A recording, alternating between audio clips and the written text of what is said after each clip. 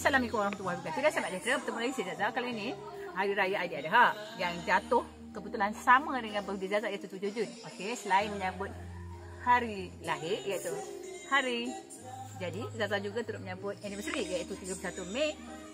Hari itu, apa pun kita sambut sekali. Okeylah, kejutan kepada suami menjadi. Okey. Anniversary. Ni mak mengucapkan selamat jadi tadi siang mak. Mari duduk sini.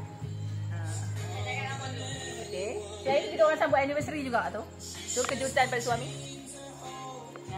Okeylah. Okey, kita nak bergambar untuk anniversary juga.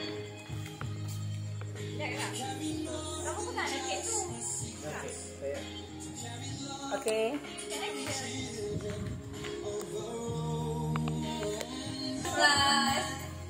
Happy anniversary kakak dengan Amanah.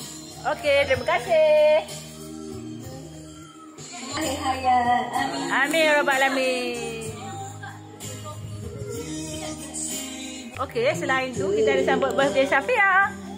Okey, Safia, happy birthday.